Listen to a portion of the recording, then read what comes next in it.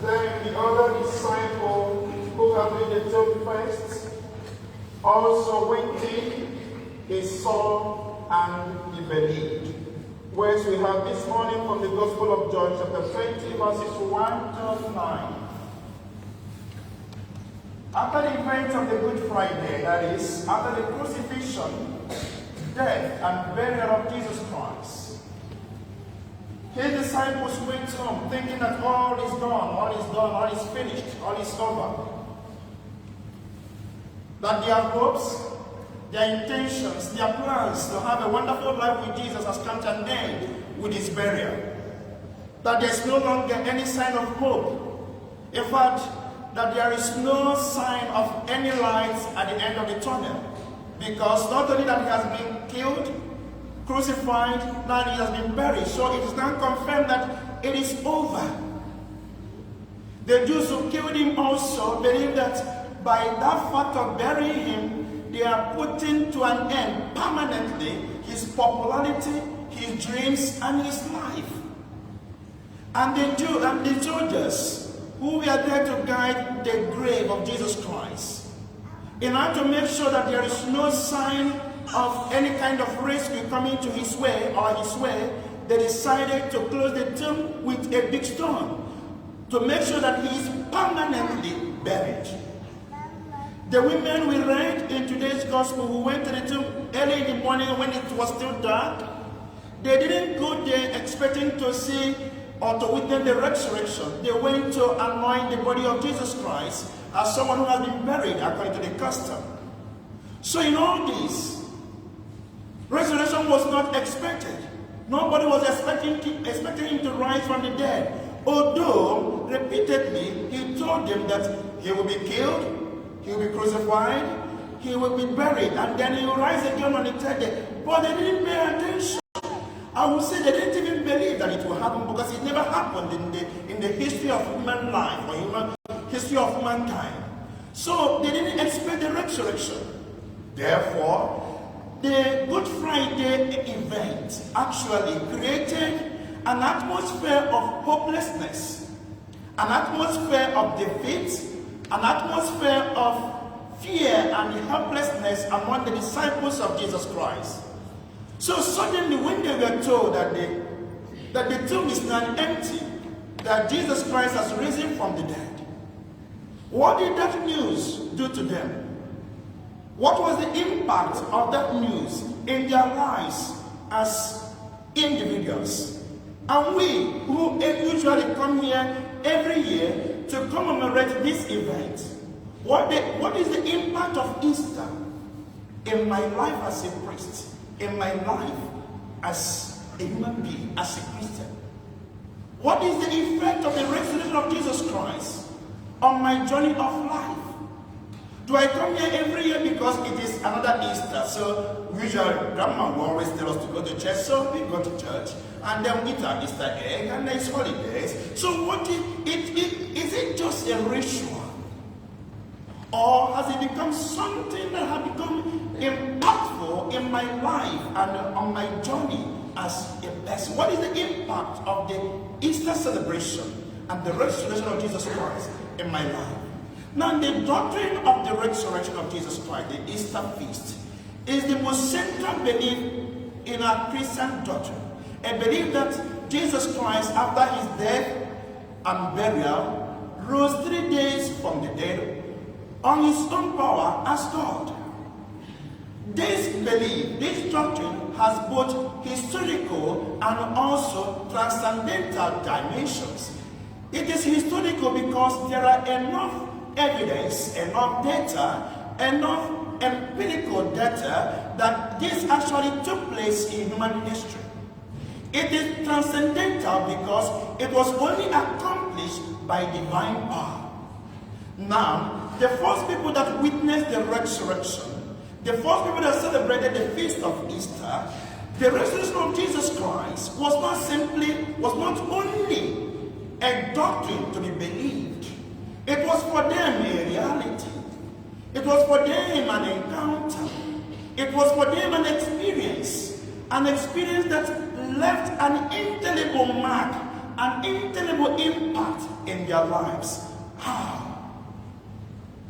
How did the resurrection of Jesus Christ impact the lives of his disciples? The Easter feast, the resurrection of Jesus Christ, fundamentally revived in the apostles of Jesus Christ. He revived in them a sense of purpose. It revived their hope. It revived their motivation. It gave them new energy. It refreshed their hope, their enthusiasm. It injected new meaning into their lives. It gave them reason to keep believing. It gave them reason to keep hoping. It gave them reason to keep going on. And secondly also, it changed their psyche. It created in them a new mentality. A mentality that we have got a God who is capable of doing even the impossible. We have got a God who is unstoppable. We have got a God before whom there is nothing like a hopeless situation. As I said, on that Good Friday, the apostles of Jesus Christ grew more and more despondent. They were hopeless.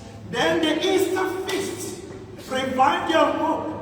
It revived their enthusiasm and told them, you have now got a new God. You have now got an idea of the God who cannot be held even by the storm, who even after burial can do the impossible, can rise again. And that is my message to you, dear friends, as we have assembled as believers on this great day to celebrate the feast, the resurrection of Jesus Christ. Life, it could be unfair, yeah. I don't know, it could knock you down. I don't know what you are passing through, but the Easter feast today is a feast that revives our hope, that gives us reason to continue life, to believe that although I have been knocked down, I can still rise up. Although I have been buried, it is not yet over, because He has not said so. And that is the message and the mentality of Easter. And for those of us who live in this side of the world, the environment also speaks to us about Easter. Weeks ago, months ago, everywhere looked so dry. The grasses, you could see that there was no life in the field. It said that everything had dried up. And now things are becoming green again. And that is Easter. The feast, a moment of rising again. A moment of bringing back into my life. At the beginning of our Lent, I said that our Lenten season is going to be a journey. That journey had just ended with the crucifixion and burial of Jesus Christ. Now the new journey has just started. The journey of Easter. The journey of new hope. Could it be immigration process? Could it be that some medical expert have said something and then you think it is all over? What has he said? Insofar as there is still breath in you, there is still hope. Because I don't say the last word. When the soldiers, the expert in security, when they mounted security around this grave, thinking that let's stay here in case anybody feels that he can come and take his body, he said, not even the security expert can put me down. Because I have the last word. It is not finished. So Easter gives us the saying that we should never give hope away. We should never quit. We should never think it is over, because He has not said it is over. And we keep believing Him, keep trusting Him, keep journeying with Him until He says it is over. Until He says so, there is hope. And that is the Easter message. Easter message. Easter experience revived the hope of the apostles. It gave them a new psyche, a new mentality. That before this their God, There is nothing like a hopeless situation. Because if he could go down, buried, and people said it's over, covered, and people went to him and said, it is finished, he says, no, it is not yet over, because I have not done the last one. I think I believe someone who said that with God and before God, there is nothing like a hopeless situation. Only that we humans, at some point, because of the challenging nature of certain situations, we grow hopeless about them. But with God, there is nothing like a hopeless situation. Keep believing. Keep the journey alive and active. If you are knocked down, you're going to stand, because it's not yet over. If they have dismissed you, it is not the end of it. Since the grasses are rising up, we too can rise up also. We too can become green also. Because he says, I will rise. And he rose. He gave them also a sense of a God who is ever faithful to his promise, who does what he says he's going to do. So why would I think that my doctor, although an expert, has said, this is it. I will take the report of the doctor home. Yes, it's the report of the expert. But I will also wait for the report of the master.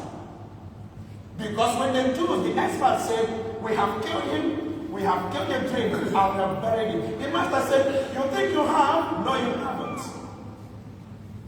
So, take the report home, but believe and wait on him. That is my message to you. May this Easter renew your hope.